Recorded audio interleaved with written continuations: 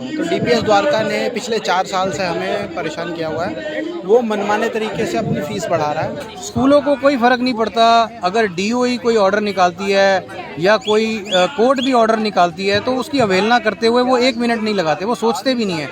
For example अगर आप school की जो कंडीशंस देख रहे हैं वो इसीलिए यहाँ तक पहुँची है क्योंकि स्कूल ने हर साल फी हाइक के प्रपोजल्स भेजे। नमस्कार, आप देख रहे हैं जनता लाइव न्यूज चैनल। मैं हूँ सपना कनौजिया। आज हम मौजूद हैं दिल्ली के जंतर मंतर पर, जहाँ पर लोगों ने काफी भारी संख्या में धरना प्रदर्शन कर रखा है। आइए यहाँ के लोगों से बात करते हैं कि इन्होंने धरना प्रदर्शन क्यों रखा है और सरकार से इनकी क्या मांगे हैं। प्रदर्शन कर रखा है, किस चीज को लेकर प्रदर्शन कर रखा है, क्या डिमांड है आपकी? मैडम, जो प्रदर्शन हम यहाँ कर रहे हैं वो प्राइवेट स्कूलों की मनमानी है उसके खिलाफ कर रहे हैं, और उनमें भी जो सबसे ज़्यादा परेशान कर रखा है वो डीपीएस द्वारका ने किया हुआ है। तो डीपीएस द्वारका ने पिछले 4 साल से हमें परेशान किया हुआ है। वो मनमाने तरीके से अपनी फ़ीस बढ़ा रहा है और फीस बढ़ाता है, और जब सरकारी विभाग बताता है कि आपको ये फ़ीस लेनी है, उसको ना मानते हुए जानबूझ करके वो फ़ीस मांग रहा है जो प्रूव नहीं है। और वो फ़ीस भी अगर आप सोचो कि हम स्कूल को बोल रहे हैं कि भाई आप गवर्नमेंट अप्रूव्ड फ़ीस लो, वो गवर्नमेंट अप्रूव्ड फ़ीस भी 7,785 रुपये है। मतलब आप ये सोचेंगे कि कोई किसी को मैसेज आता है कि पेरेंट्स फ़ीस नहीं दे रहे हैं। हम कॉन्टीन्यूसली गवर्नमेंट अप्रूव्ड फ़ीस दे रहे हैं, और बीच में 2023-24 में कोर्ट का ऑर्डर आया था। उस साल तो हमने 12,710 रुपये पर महीने की फ़ीस दी है। और उसके बाद ही स्कूल भी जानबूझ करके एक बीच में कहता है, जब 24-25 आया तो एक आता है कि अब तो वो जो ऑर्डर था आपका वो पिछले साल के लिए था, इस साल तो आप फिर से बढ़ा कर दो। तो उस साल वो हमसे फिर से 14,500 रुपये मांगने लगा। तो फिर हमने एक हट लिया कि जो गवर्नमेंट अप्रूव्ड फीस हम वही देंगे, क्योंकि गवर्नमेंट ही है जो डायरेक्ट करती है, जो डिसाइड करती है कि स्कूल को लैंड दी गई है। डीडीए से अप्रूवल लेने के बाद इनको लैंड मिलती है, और डीडीए के जो इनको अप्रूवल मिलता है उसमें साफ साफ लिखा होता है कि आपको डीओई से अप्रूवल लेना पड़ेगा फ़ीस बढ़ाने से पहले। जो कि ये बेसिकली क्या करते हैं, अपनी मनमर्जी की फ़ीस जो है डीओई के पास सबमिट कर देते हैं। पीछे 2 साल तो उन्होंने सबमिट भी नहीं की, तो अपने मनमर्जी की फ़ीस से सबमिट कर देते हैं और हमें कह देते हैं कि हमने सबमिट कर दिया, आप बड़ी फ़ीस दे दो। जब हमने क्वेश्चन किया तो हमें समझ आया है कि ये हमसे गलत फ़ीस लेते हैं, अप्रूवल इनको कोई नहीं मिला है। और अभी सिचुएशन ये हुई है, पिछले साल भी मेरे बच्चे को 7 दिन लाइब्रेरी में बिठा के रखा था, और लाइब्रेरी में बिठा के रखा तो बच्चा जब भी वॉशरूम भी जाता है, डीपीएस द्वारका के अंदर मेरे बच्चे को पिछले साल भी लाइब्रेरी में बिठा के रखा 7 दिन। और जब भी मेरा बच्चा वॉशरूम जाता था उसके पीछे एक स्कूल का जो स्टाफ मेंबर है वो जाता था। तो मैं तो ये समझ नहीं आता कि वही स्कूल का बच्चा उसी स्कूल में पढ़ के बड़ा हुआ है, और उस स्कूल में पढ़ने के बाद वो 8वीं में आ गया है। अब वो एक ही दिन अगर तुम्हारे मनमानी फ़ीस नहीं दे रहा है तो क्या आतंकवादी हो गया? आप उसके पीछे बिल्कुल इस तरीके से एस्कॉर्ट करते हो, एक स्टाफ मेंबर को भेजते हो कि वो जाकर के अपनी क्लास में बच्चों से ना मिल ले।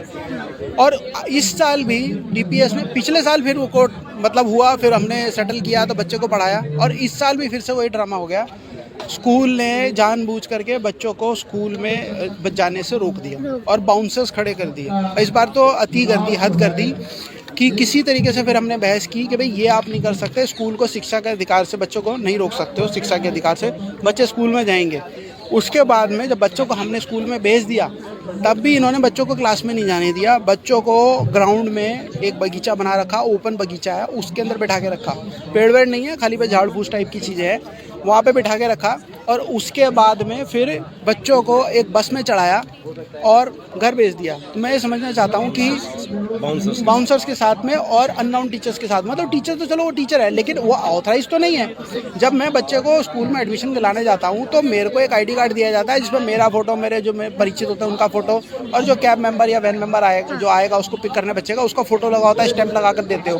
तो how come you basically decided कि अननोन बाउंसर्स पूरी काली ड्रेस के अंदर एक ह्यूमिलेटिंग एक बिहेवियर के साथ और इंसल्टिंग लगता है। आपके साथ कोई अलग कलर में चल रहा हो अलग से ही दिखाई देता है। और मेरे बच्चों को वो 3 बाउंसर्स के साथ में जो काले कपड़ों में थे, बच्चों को घर पे छोड़ा गया और फोटो क्लिक किए गए। भाई फोटो क्यों क्लिक किए गए और घर पे इस तरीके से क्यों छोड़ा गया? मैंने तो नहीं अलाउ किया था कि मेरे बच्चों को बस में बिठाओ और ले जाओ।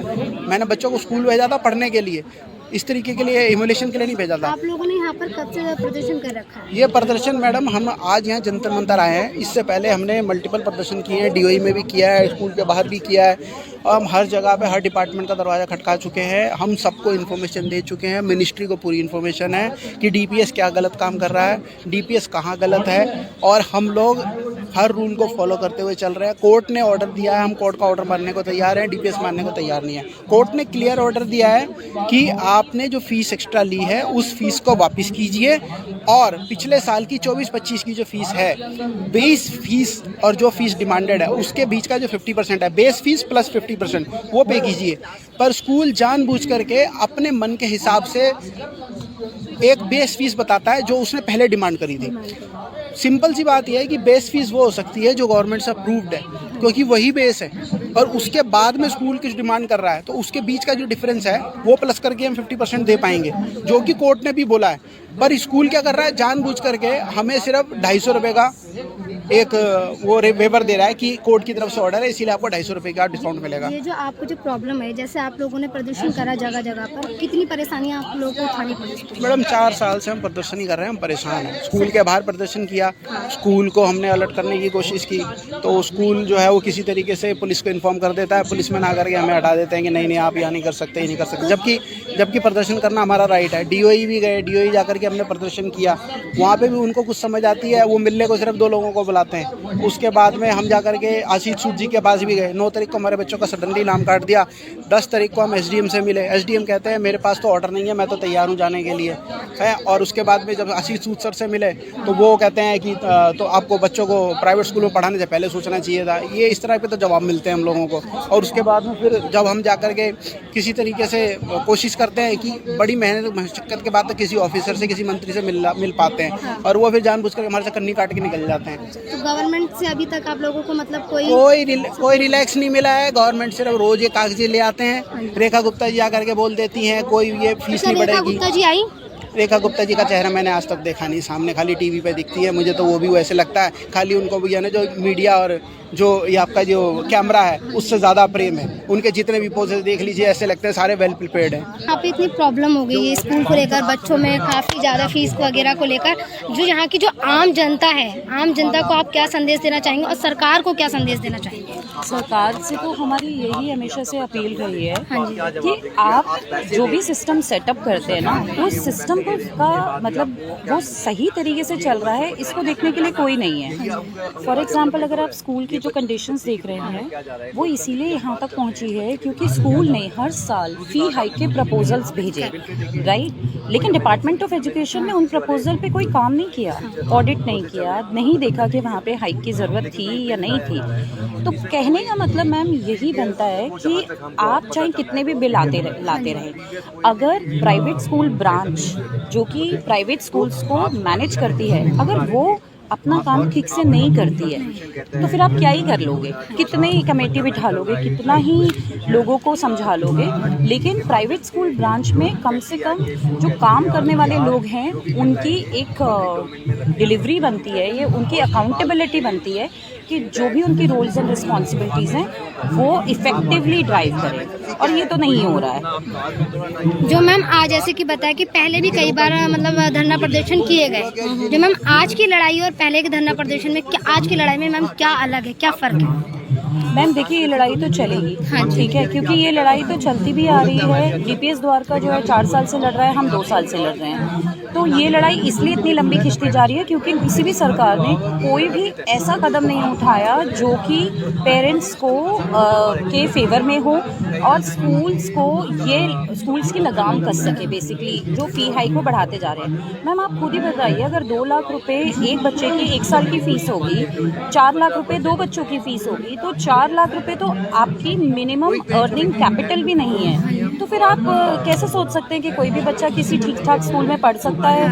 और देयर आर मतलब जो कि गवर्नमेंट स्कूल्स भी कोई बहुत खास तो है नहीं है कि हम पेरेंट्स जो हैं गवर्नमेंट स्कूल में बच्चों को डाल सकें। इतनी पॉपुलेशन है, हर एक क्लास में 50-50, 60-60 बच्चे। अगर मैम जैसे कि सरकार कहती है कि हमने गवर्नमेंट स्कूलों में बहुत फैसिलिटीज़ कर दी है, अगर फैसिलिटीज अच्छा गवर्नमेंट स्कूलों की फैसिलिटीज़ पर क्या कहें?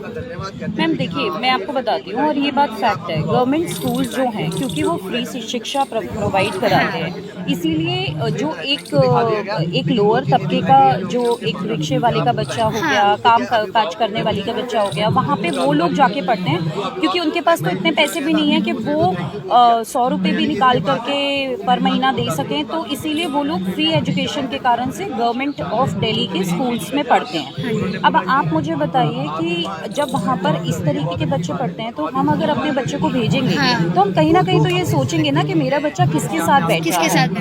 वो लोग जो कि बिल्कुल ऐसे माहौल में से आते हैं जहाँ पे गाली गलौज, मारना पीटना वगैरह बहुत आम होता है। तो हम अपने बच्चों को वो स्टैंडर्ड्स नहीं देना चाहते, इसीलिए हम गवर्नमेंट स्कूल्स को छोड़ के प्राइवेट स्कूल की तरफ जाते हैं, क्योंकि वो स्टैंडर्ड गवर्नमेंट ने ही मेंटेन नहीं किया हुआ। उनको ये स्टैंडर्ड मेंटेन करने की ज़रूरत है। एक्शन कमेटी को डिसॉल्व करना चाहिए, क्योंकि एक्शन कमेटी एक आर्मी के तरीके से पेरेंट्स के अगेंस्ट काम कर रही है। आप एक अगर ट्रेंड देखेंगे तो एक्शन कमेटी का एक स्कूल जो काम करता है वही दूसरा स्कूल करता है, वही तीसरा स्कूल करता है, वही सारे स्कूल्स कर रहे हैं। जो बच्चों के खिलाफ जो ये हैरेसमेंट हो रही है ना, ये सिर्फ DPS द्वारका में नहीं हुई है, बाकी स्कूल्स में भी हुई है।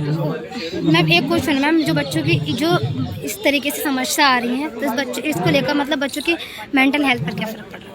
मैम बच्चे स्कूल ही नहीं जाना चाहते। बच्चे साफ ये बात कहते हैं कि मम्मा अगर आप फीस नहीं पे करोगे तो फिर है ना मेरे को शायद क्लास में कल से अलग बैठाया जाएगा।